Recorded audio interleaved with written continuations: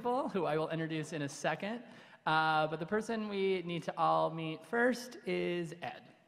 So with that, we have a quick video just to give you, give it up for Ed, who is the author and artist of Fucking 40 and the originator of it. But it's not easy to describe him, so we're just gonna let you meet him in video format. So.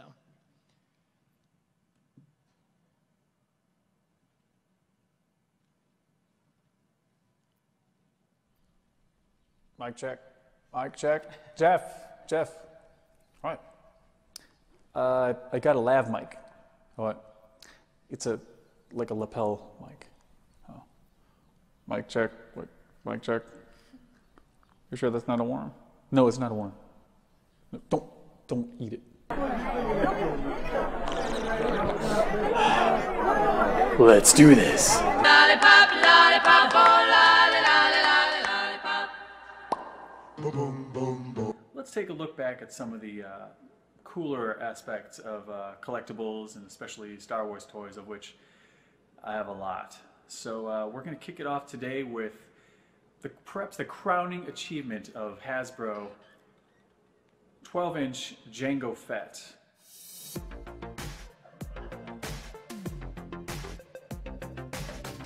Greetings from the studio of Ed Siemienkowicz, yours truly. I'm always the optimist, but I had a really good year. Hey, I got a new haircut. And I like it a lot. I get a lot of compliments. That makes me feel good. That's a good thing. This year I put out 2 new comics. The How-To Relationships and Dating and How-To Karaoke on my website. Those are new to me. It's a whole new line that I never would have done otherwise. And it also is setting me on the course where I want to be, which is helping people, you know? Making art, having fun, helping people. Check. I finally got to do a David Bowie night this year, because I love Bowie. And when I first got sick, that's when I couldn't do Bowie night. That was that night that I went into the hospital.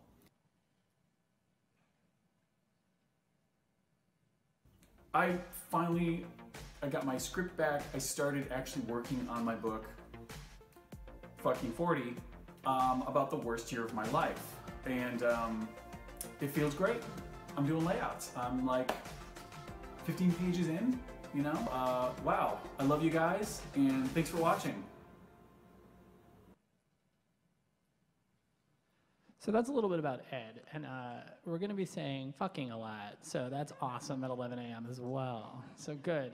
So let's meet the rest of our panel, but before we even do that, it's important to note that while Ed did start this project, 150 different artists have now come together to collaborate on that. So this photo you're seeing up here is a smattering of the people involved in this book, which is just one of the many important things to remember about this book and why this book is so amazing.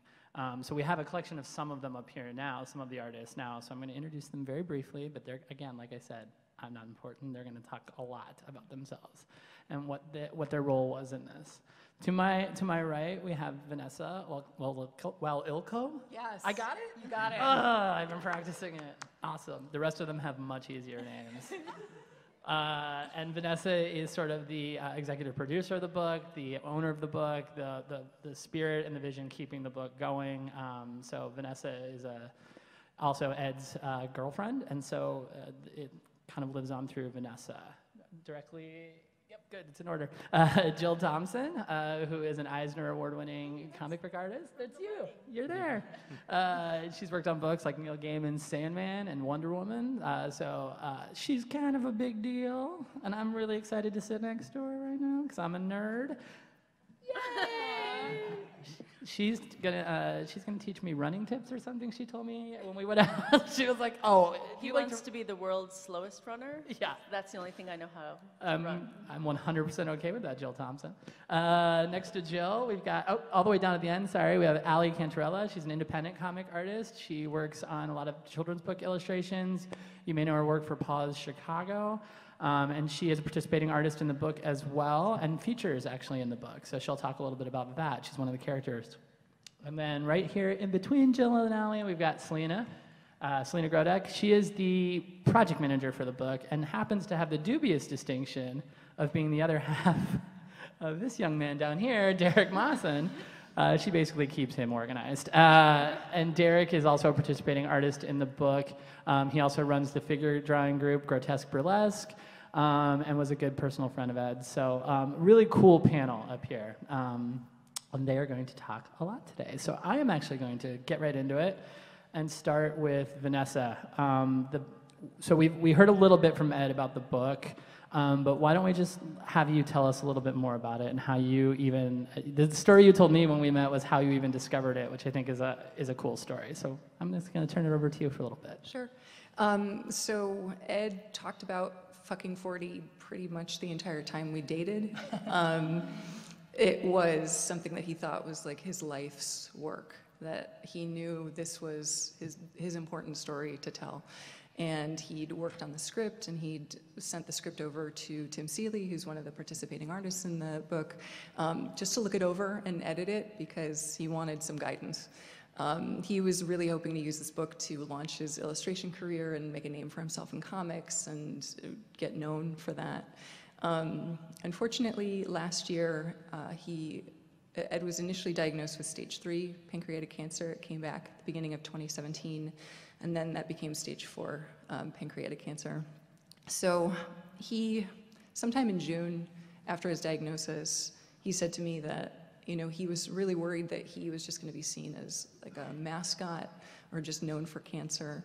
And there were 2 projects he really wanted to finish, and he felt like he could like die in peace. Or die without regret. And one was fucking 40, and the other was a little project that we had started and wrote a script for.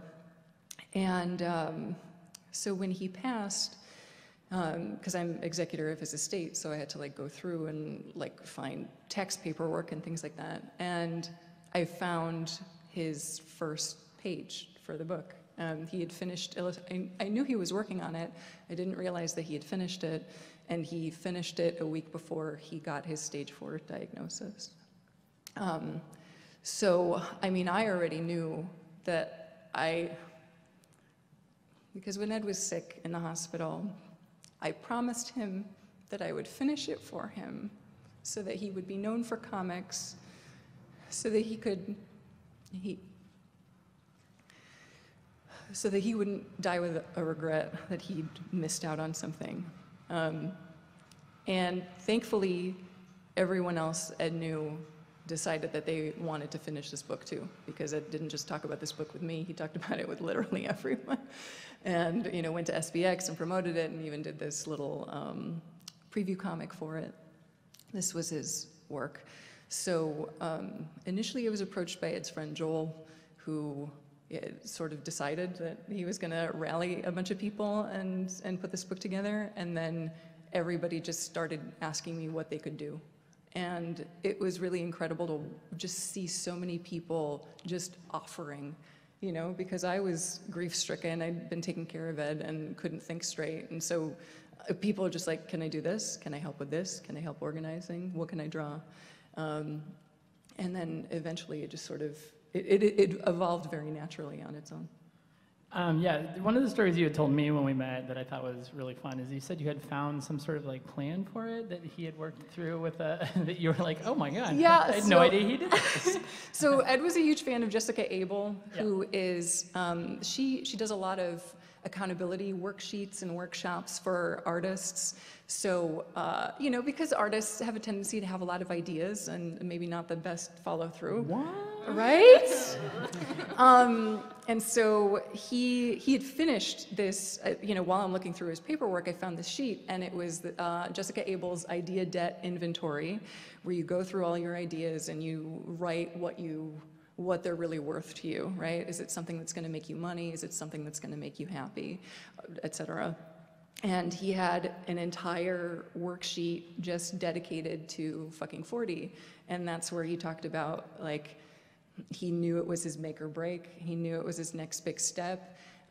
His vision for it, like, he really hoped to win awards for it, to gain respect among the comics community for this book. and this was something that he had written in 2016. Like he had a vision for it, a very clear vision, and sort of knew how important it was. And so when you saw that sheet, that's what really was like, I mean, it had always been in your head. Right, exactly. That's when I think, it seemed like when you and I were talking, it was like, that's when you were like, yeah, this is now my thing. Right, yeah, that it has to be.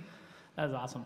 And then, so talking about, as you said, it started to spread, right? Everyone started to like raise their hand and get involved. I'm gonna segue over to Derek, because Derek is one of those people that heard about it and wanted to see how he could help. And when you talk about how organically and quickly it grew, I think this is where you can really start to see it take off. So. Yeah, so when Ed passed away, nobody really knew what to do with themselves, because Ed was in recovery, and we'd worked a lot with Ed and done fundraisers and stuff and seen him get better. He started healing from pancreatic cancer, and Ed had this like brave face when you talked to him all the time that made you feel like it was going to be okay. So even whenever I saw him last, and I could tell he looked a little frail, he was still like just so brave, and like he just wanted to talk about like the new Mad Max movie at the time. Like when I tried to segue into like what was going on with him, he just kind of put it right back on like just stuff that was fun to talk about. So was he pro or con new Mad Max? He was a little like, it was like, is it part of canon? Is it part of like, is it really? Yeah, it's a fair question. Yeah, he wasn't sure. I think we talked about like whether the main character was actually like the wildling from the first movie. So. Yeah, thank you. Okay. Yeah, there you go. Please so continue, Derek. So when he passed away, although Vanessa was incredibly close to him and knew, most of us didn't, and it just sort of hit like a ton of bricks. So that evening, my wife and I have a backyard, and basically just made a post to Facebook and said, hey, this is pretty heavy, like what just happened. Do you guys want to just kind of hug, you know? And we all, just like that, I want to say maybe 50 people showed up in our backyard just to talk about Ed. And we just ended up standing in a big circle and just telling stories about the last time we were with Ed. And it was an awesome night to heal. And it was at that evening that, like we said, his friend Joel was like, man, it's such a shame. He wrote this book. It's a 246-page book. He wrote it, and we got to finish it, guys. Like, we got to do this. And it was just like, it just spread right there, because in our backyard, Ed was a big part of like the Chicago artist scene, the comic scene. I'm also involved in some of those scenes. Many of the people in the backyard were, so I'm standing around with people that not only make their own comics, but you've got indie comic makers, you've got professionals, like the guy who's like writing Green Lanterns right there. So suddenly it's like, I'll do a page, I'll do a page, I'll do a page, and just started spreading right there. And immediately I knew that we were gonna have to do this. It wasn't like a decision whether it was gonna happen or not. It was like, this is just has to happen. Everybody here needs a way to cope. So it wasn't long after that I talked to Vanessa, sort of volunteered myself as an organizer. I'm lucky to work for a company that allows me to spend time working on things that don't really have to do with my job on the company time sometimes. And I'm certainly not his boss. It's not my boss.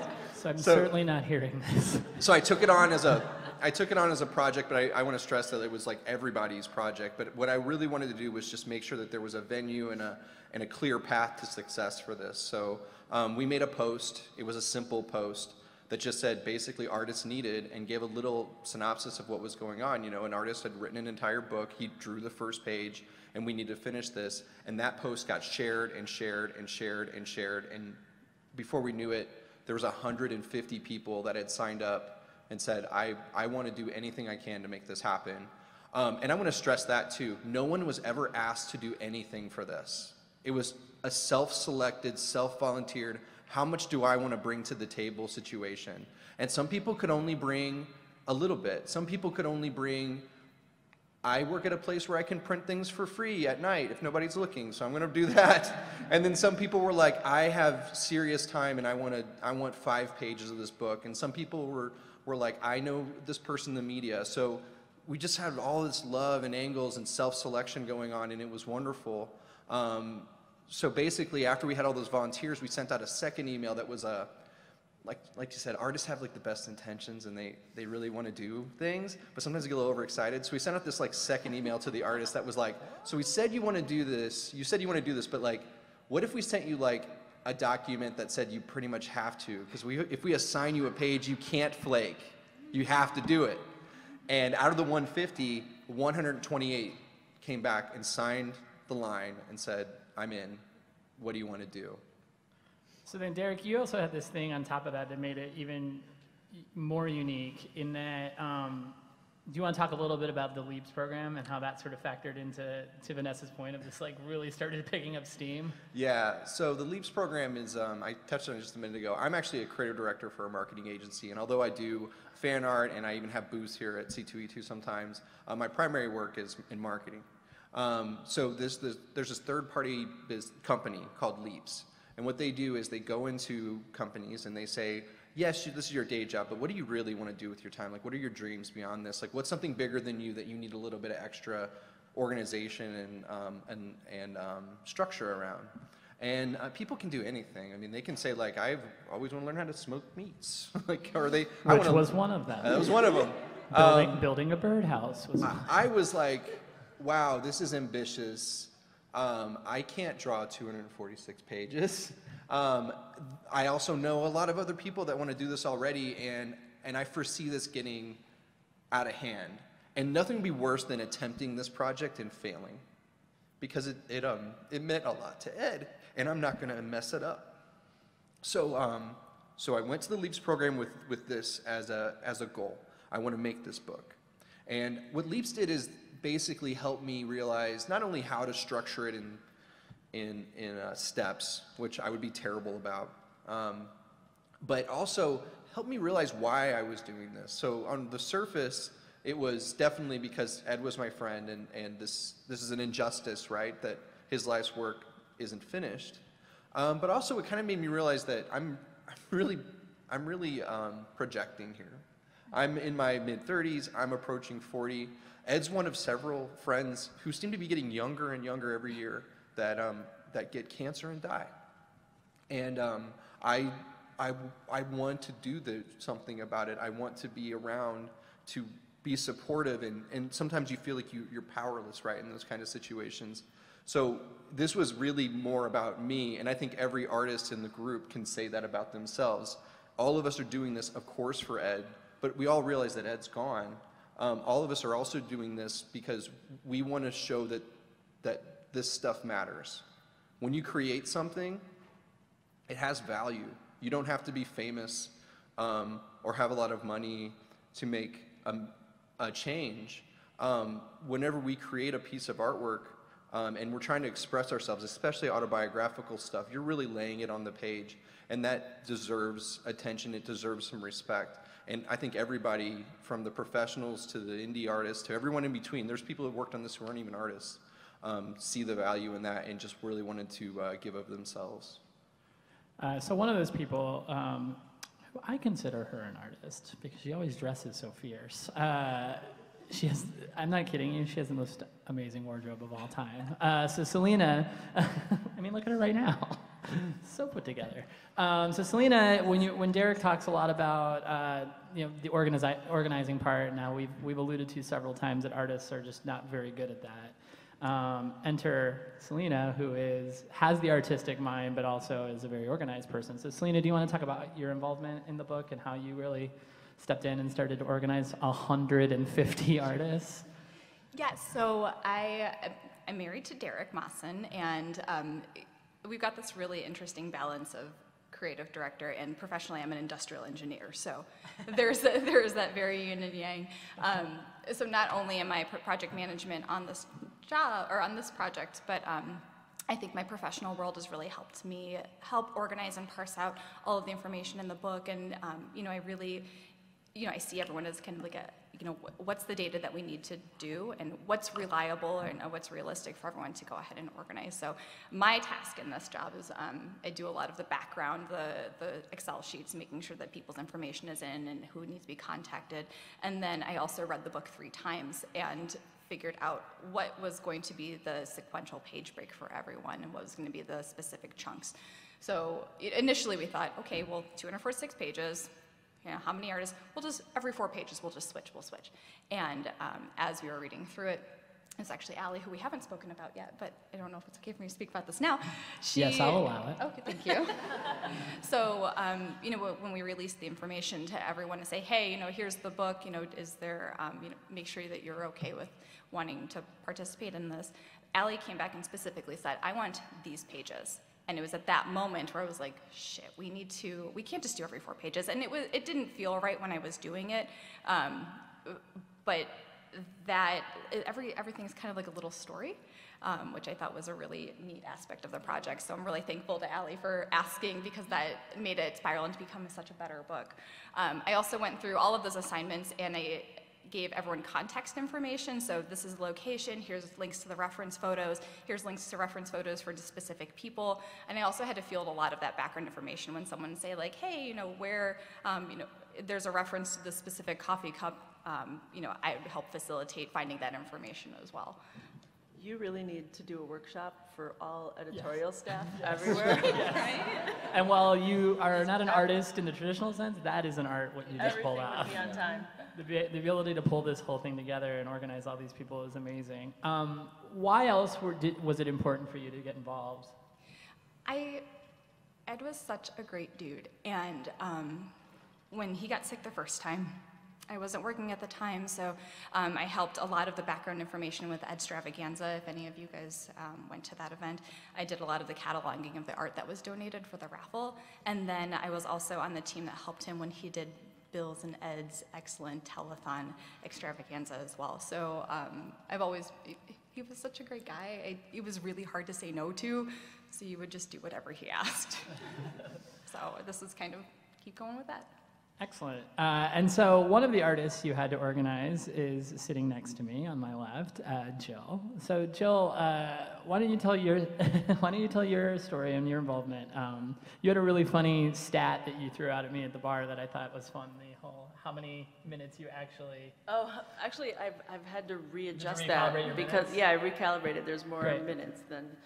At first, I told him that, you know, out of the amount of time that I remember spending with Ed, I thought it was like 45 minutes, but it's not. It's actually more like 2 hours and 45 minutes. This has ruined my entire segue. Still, Thank you, Jill. in the scope of things, it's not that much. But the one thing that was true about Ed is whenever you were around him, it didn't matter if you were with him for 5 minutes or you knew him for 5 years, you felt immediately connected to him, and he made you feel better in general about anything than when you first walked up to him. And I've been saying lately, you know, you hear about people that are psychic vampires, and I feel like he was like a psychic battery, where if you walked up to him, suddenly you got extra juice that you didn't know you needed sometimes. And he was just really nice and awesome and creative, and he had so much drive that for me, just being part of one page of this was kind of an honor, because my involvement came up from actually, you know, I was stunned when I heard that he passed away. I had participated in the Edstravaganza before because from his first bout with cancer, he'd had, of course, extraordinary medical bills. So we'd all come together to try and, you know, create art that we could auction off to help him with that financial burden. But an optimist in myself was like, well, he beat the cancer, so it's never going to come back again, because I do have some friends who have beat cancer several times. So I was stunned when I found out that he was, 1, sick again, and 2, that he passed away so quickly. I saw Vanessa and Ed, and this was why I had to amend my amount of time I spent with Ed, because I spent like 2 hours. I ran into them at a coffee shop, and then we sat down, and Ed made me feel really great about bad stuff that was happening in my life when he actually knew he was diagnosed with like stage 4 cancer at that time. So, and I was not aware. I just figured he was still frail from recovering. I didn't know that he passed away. So at his funeral, which was one of the most well-attended events I've ever been to in my entire life, filled with all of these amazing photo boards of cool stuff of Ed in costume or his love of Star Wars or all this kind of stuff. There was one that was devoted to fucking 40, about this was the thing that he wanted to finish. And I just was looking at it thinking, oh, I bet a bunch of us should get together and finish this. And exactly at that moment, Derek came up, and I think Joel maybe was there too, and I was like, I didn't know that he was going to do this. And they're like, well, you know, we're kind of putting together a thing. I go, can I be part of it? I'll just, whatever you need. I mean, I probably can't do a lot, but I would love to be able to add something to this, because I feel like Ed was a person that made you want to be more creative. And there needs to be more creativity in the world. And I like the thing that he would always say, which is, make something today even if it sucks. Because then you're actually trying to make something cooler, you know, like, or you're trying something new, you know, like maybe it's, oh, I've always wanted to make the perfect omelet, and I'm gonna try and do that. Even if you make a crappy one, you're actively trying to do something that you want to do, instead of going, oh, I wish I had spent some time, or, oh, I can't do that because that's just for famous chefs. You know, he would always attempt something, and he made you feel like you could accomplish pretty much anything. And how's your omelet game now, Jill? Oh, my omelet game is on point. That's why I thought she brought up that story. Flipping an omelet. And Jill, just real quick, when exactly did you meet Ed? I met him at one of the drinking draws that happen. I don't attend the Chicago drinking draws very often because they're usually in a dark bar, and I got old lady eyes now, so it's not conducive for drawing, but it's great for drinking. And also, there's usually food involved, so it's like, oh, I'm just going to eat something and talk to people. So I met him there, or some of the Chicago events. So that's where it would be like, oh, 5 minutes here, 5 minutes there, or at 4-star thing, or some little event where you'd run into him, and then you'd get your little charge of like, oh, I feel so good, and then mingle. I think that's what struck me most when I was interviewing the panel to kind of prepare for this, is kind of hearing how their first introductions went with Ed. And they were all sort of that similar, like, it was just like this little thing, but it really charged me up, and I was just like instantly drawn to him and became part of his life. And so when you see like the 150 artists all sort of like jumping in to be part of it, artists that didn't even know him necessarily, to me, that's why this book is such a different kind of book too. It actually has like a profound inspiration behind it. Not that a lot of books don't, but every time I talk to someone or hear a story or read something on Instagram, it really like warms my cold heart. So when Jill was talking at the bar, it was sort of just like this, wow, just those small interactions led to such a dedication from people, and he almost, the analogy that Derek used and Vanessa used, was like he's like a light that people just wanted to flitter around. And I think that's really cool, because I think a lot of times, I mean, we all know a lot of artists. I'm an artist myself. We're not always the most bubbly, light people.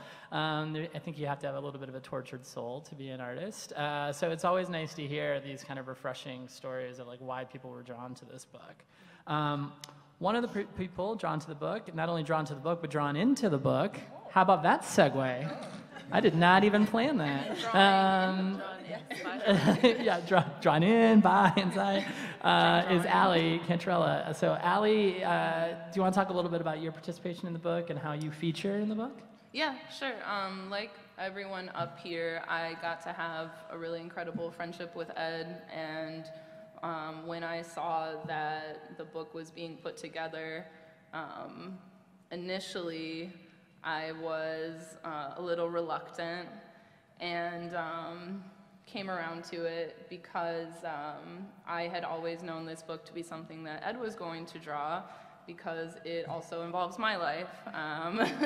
So all the little micro moments that people refer to where they met Ed, saw him at a drink and draw, saw him at a comic convention, experienced these little bouts of light with him, are represented in this book, in how I met Ed and we pursued a romantic relationship that did not go in a positive direction, but resulted then in an extremely positive, wonderful friendship for the next 4 years. So I think that speaks to Ed, that he was the type of person that you could potentially fail at one thing with and then result in something more incredible and much better. Yeah, the thing that struck me, Allie, when we were talking was your initial reluctance to the book was that you are part, because the book is about Ed's worst year. And Allie was kind of like, yeah, I'm part of that worst year. Yeah, my tongue-in-cheek response is like, oh, I'm one of the worst parts of Ed's year in the book. But what the book is really representative of is facing failures because you tried, and facing failures because you're approaching life with a positivity and zeal that is basically unmatched by anyone else. And it's a book about living and like attempting things and trying to do things, even though they might not necessarily pan out. And Vanessa had mentioned the small preview book that Ed had created. So I was aware of this project when Ed was in remission and when he was experiencing the best years of his life and really working on the book. And initially I was livid. I did not want a very personal chapter of my life represented in a field where I work, where my colleagues might see it. At this time, Ed was drawing the whole book, and I had a very selfish sort of reaction. And so Ed obliged meeting me in a cafe, and we talked about the project for like 2 hours, and I got to understand how important it was that you share these like trials and difficulties and disappointments as a way of transcending them and as a way of connecting to other people. And at that time, when it was Ed who was going to be completing the project, like I understood the beauty and importance of the project. I never imagined that 130 strangers and friends and colleagues would be drawing scenes that are usually reserved only for the people involved. But that's also why I personally selected the scene that I am drawing in the book. So when you heard that it was going to continue with 130 some odd different artists, that kind of waking back up, like, I don't know, like it was cool when it was going to be Ed, but now I'm not sure again. I had an opportunity to like opt out. I have no idea what that would have looked like. A complete fabrication, a falsification of details and memories, and that wouldn't have been Ed's book. Like that wasn't what happened, and that wasn't what I agreed to at the time. And I think for me, this project became about like respecting your friend even when they're not around, like really following through their wishes and understanding like what they told you and what you were okay with when they were with you, and when they are with you is what you have to respect even when they're not with you. And that can be really hard. It was very hard going down memory lane myself, but luckily I'm surrounded by 130 other people and we're doing it together. The thing that struck me too when we met is you said this kind of kickstarted you drawing again, which I thought was kind of cool. Yeah. So, spoilers, comics doesn't pay very well.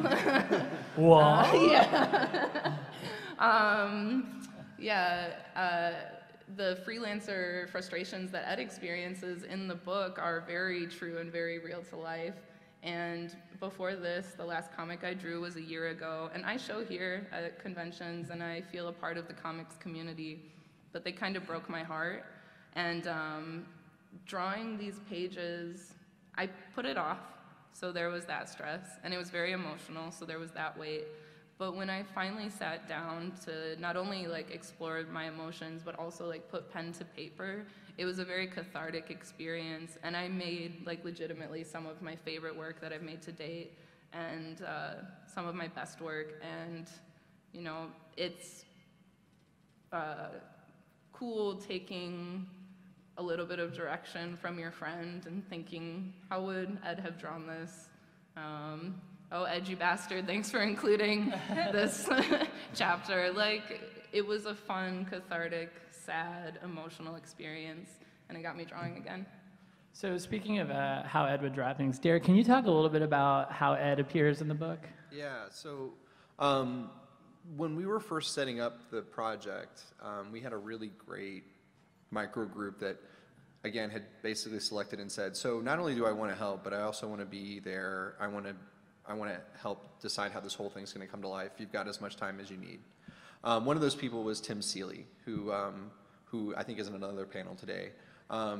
Tim is an amazing writer and artist in his own right. And he had a call really early on that it's like kind of the soul of the project now. Ed had a very specific way of drawing himself. So he drew himself with these little dot eyes and this little cleft chin. And he drew himself that way in everything that he did. I wish I had an example up here to show you. But Tim early on said, you know, every artist who does this has to draw Ed as he drew himself, has to use that as a character reference. And I, being the genius I am, said, nah, the artists need to all draw in their own styles, you know, like we can't, we don't want to do that. And he was like very persistent about it. He's like, no, people need to draw Ed as he drew himself. So, and it was such an amazing call because you'll notice when you're flipping through the book now, when you see Ed on the pages, he is his dotted-eyed little cleft chin guy. He's the same in every page. That's my page, here's Allie's page. You'll notice even little things like how Allie drew herself as a person is stylistically different than Ed. And all of us respected that sort of character sheet, that sort of character design of Ed in our work. And that made all the difference because what ended up happening at the end that I don't think even Tim realized when he said that was that it made Ed present the entire time. So we're all talking about how this is Ed's work and that Ed should have drawn this, and he did. He's there. Every time a page would come in, we have this private Facebook group that's just for the artists. And it's just for people to see and encourage each other. It's also like peer pressure central for every artist working on this because you're like, I'm gonna put this off till next week, and then like 3 pages upload, you're like, I'm gonna work on this right now. But as every page came in, there was Ed again. He's walking through this. Candace, one of the artists working on this, said one time, it's like he's walking through dimensions. And it's true because Selena split up the story into these mini stories, little microcosms, 101 of them, I think. And as each artist approaches that, Ed leaves the previous scene, which was maybe just him hanging out at a coffee shop with a friend or making out with Allie in a scene. And then he walks into the next scene and he's still there. He's still there and he's himself the whole time. And I can't even imagine it being any other way now. Yeah, one of the questions I didn't prep with you guys that I'm going to spring on you is, so most of you have seen a lot of the pages now, right? Yeah, so what do you guys think? How do you think it's coming together? Because they're all done now, right? All the pages? Almost. Almost, yeah. We have 1 page left. 1 page left? Yeah, so I'm curious, just each of you, what your sort of take on it is right now. Sure. I mean, for me, it's like the whole thing is, the whole project is difficult because in my head, like, Ed should have been the one to finish this. So there's always that, like, sadness. But, you know, to see all of the pages come together and to see Ed walking through, and he's not just walking through his story, but he's walking through everybody's life, like everyone that he touched. And that, you know, he was the type of person he always wanted to help people. I think that's why he left such an impact crater basically on every person he met, because, you know, you met him and you just became the center for a little while, and he figured out like what he could do for you and how he could help you. And even with this, he gets to like help us all work through it because we get to see that story that he should have written. So I'm endlessly moved because everybody has been donating time and energy and their art and just everything possible. They just keep looking for more to give to bring this to life. And I don't know who isn't just totally moved by that, just being a part of this project. How about you guys? Yeah, I really echo what Vanessa said, because when I see pages come up, sometimes the first feeling is like, damn it should have been Ed, like he should have been drawing this.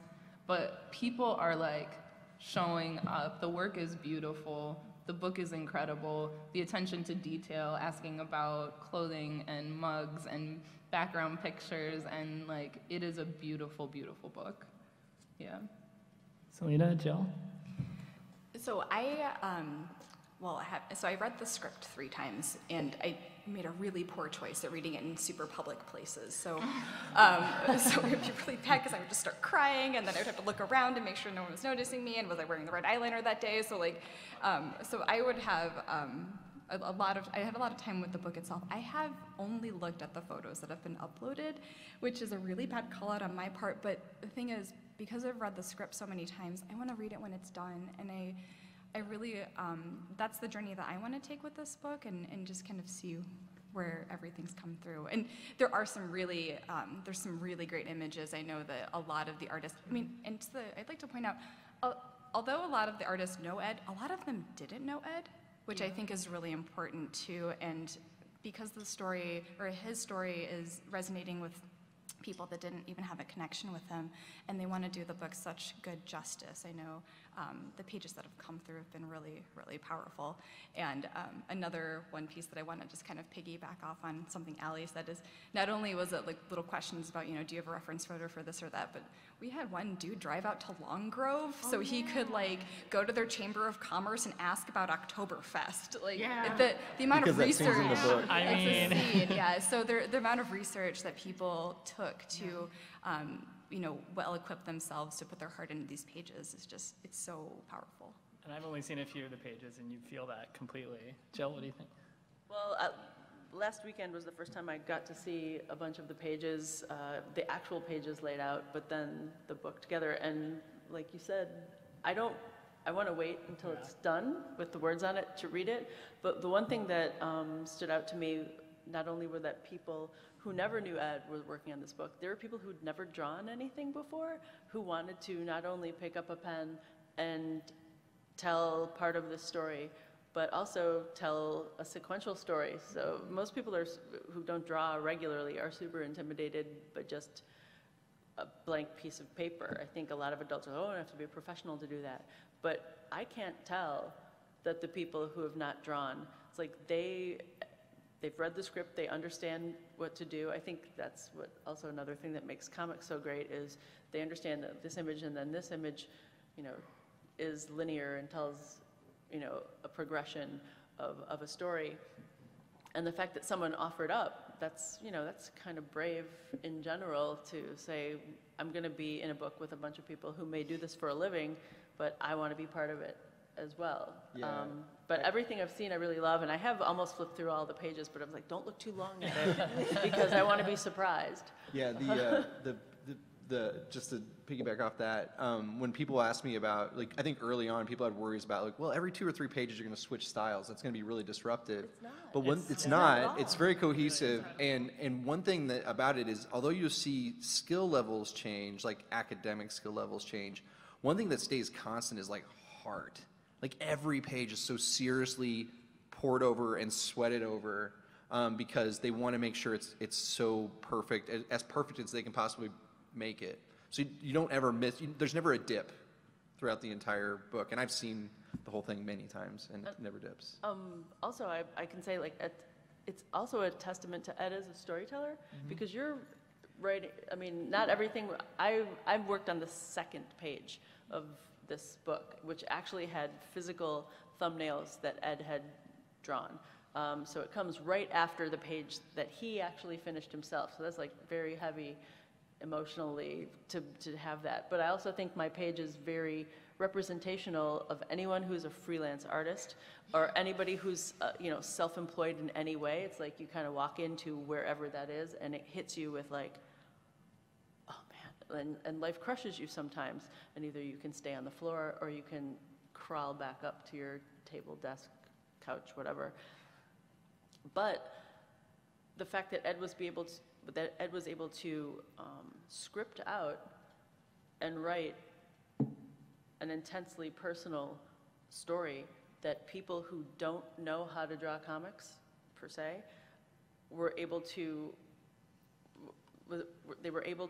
create a story that works cohesively with everything else. It means he was an incredible comic book storyteller. I mean, as far as his pacing and the way that, you know, he was breaking things down, and then, of course, the way that Selena broke things down afterwards, that is pretty incredible. One, it's like, it's an amazing statement about him, but it's also a great statement about comics and the medium that he wanted to be part of and love. So I'm going to open it to any questions right now. So if you have a question, you don't have to, but if you have one, you can shout it out and we'll facilitate them. Any? Okay, yep.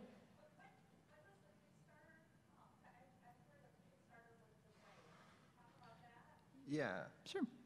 So the attention this has gotten has been just incredible. We really originally intended to just have this little Kickstarter. We're going to fund the book. We'll release it, and then Ed's dreams realized, right? But Ed had big plans for the book, and as we've gotten more attention, we were on Fox's morning show. WGN is doing a spot with us. NBC5, The Reader. Yeah. People are coming out of the woodwork in support of the book and giving us options that we never even considered before. Everything from the vendors we'll use to actually make the book to how it's distributed, the possibilities have widened.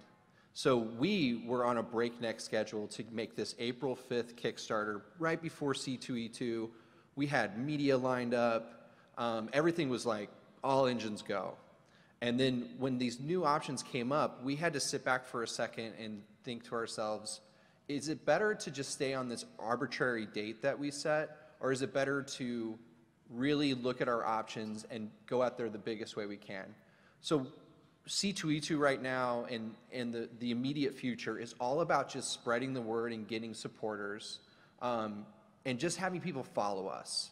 We are a dedicated team, and not just us, 130, 150 people who work on this and the extended family of it are dedicated to making this thing work and making it work the biggest it can. So we're going to get there. But the Kickstarter date was just kind of an arbitrary date that just sort of had less and less meaning and felt rushed whenever it was right on top of us.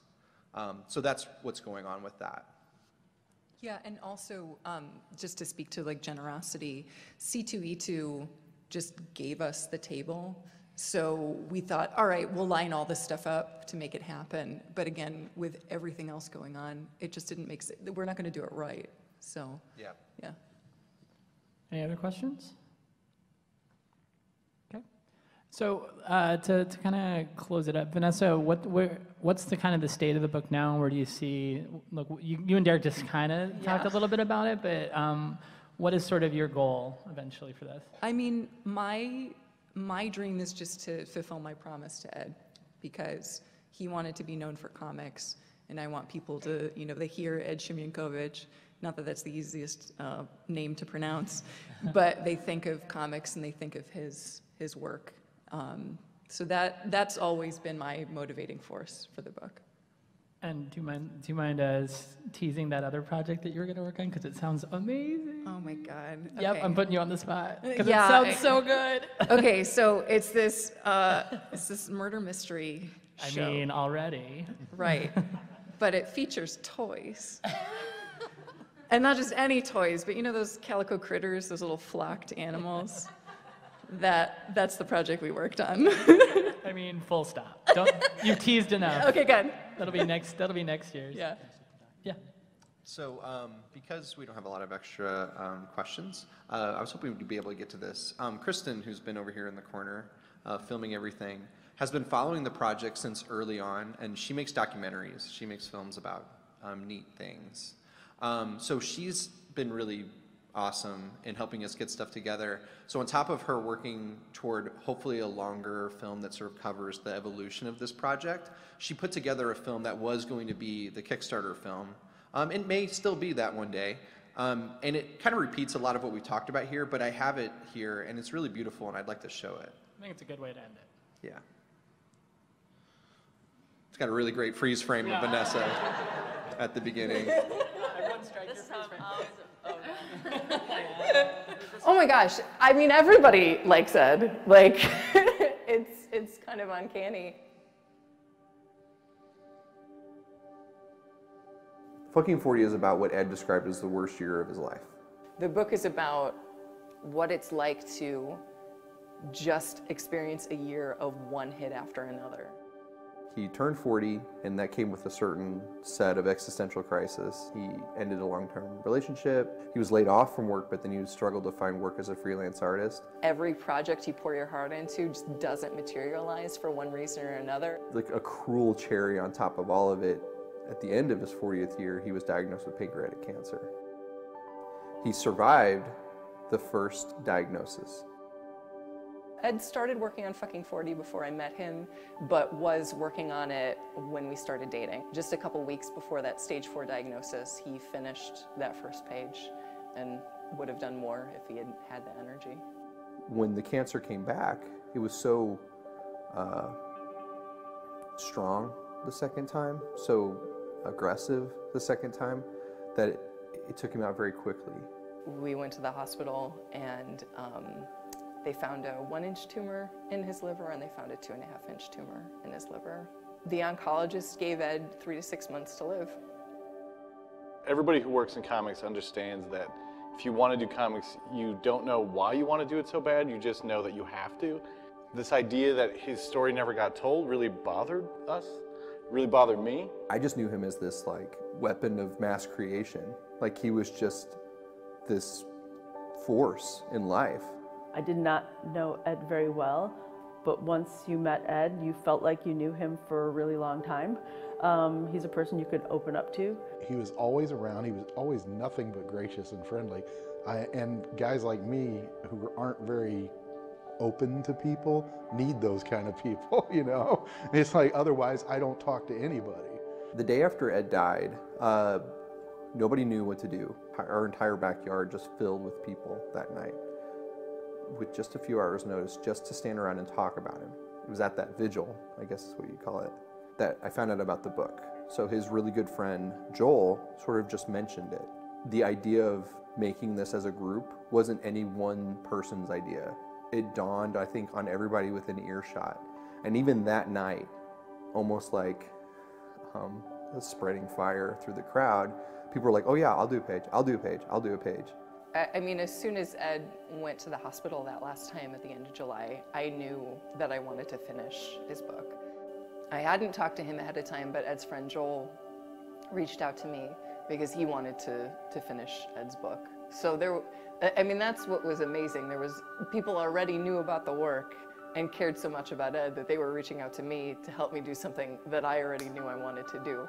Things just catalyzed very quickly because of that. Ed had already done a lot of work on Fucking 40.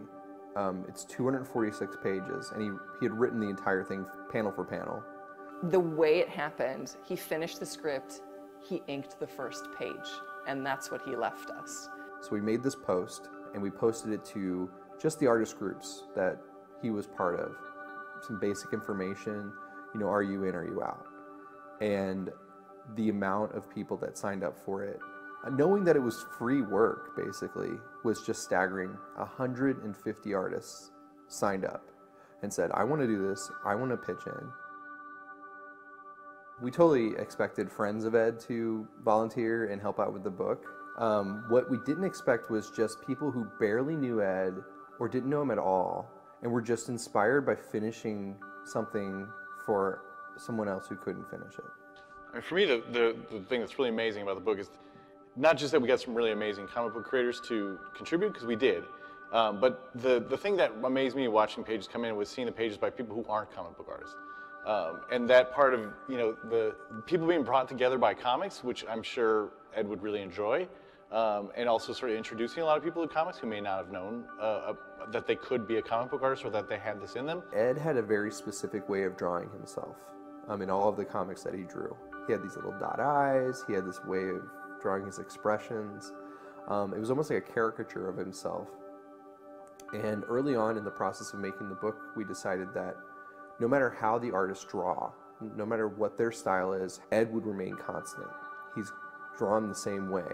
And when you're able to flip through this book, you're gonna see backgrounds change, skill levels change, methods for drawing change.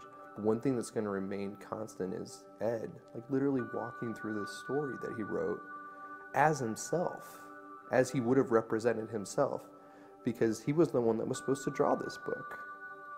To me, it was so, and is so cruel that someone so talented and so good would be gone.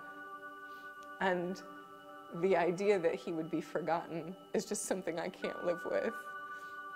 So I want to make sure that work gets out there, that his work gets out there, so that people know him for his work and see that work and get those glimpses into one of the best people I've ever known.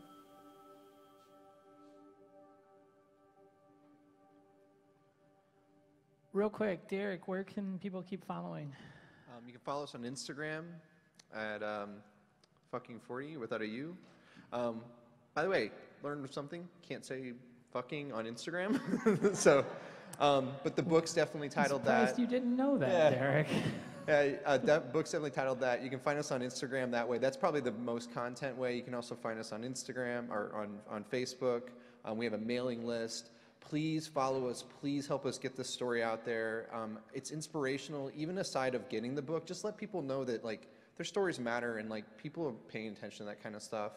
We have a booth all weekend at C2E2 and Artist Alley at P2. Please come by and say hi to us. We have a print that is there that was made by one of the artists in the book of Ed at C2E2. It's a page from the book. We have those prints at the booth, and we just want to give you one. They're for coming to this and for being a supporter and being awesome. But the biggest thing we can ask of everyone here, you asked about when the Kickstarter is going to happen. The biggest thing we can ask is just helping us get more people involved.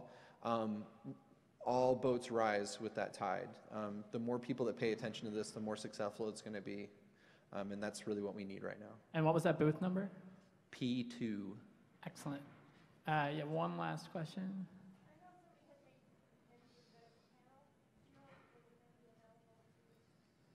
We don't have any pins available right now. It's one of the things that we're kind of considering for like the Kickstarter as far as like different levels and stuff, or one of the things we want to give out. But we don't have any like right now. Okay, well, I have to wrap us up because I'm the timekeeper. Thank you so much, Derek, Vanessa, Jill, Selena, Allie. Please keep supporting this book. Have a great day.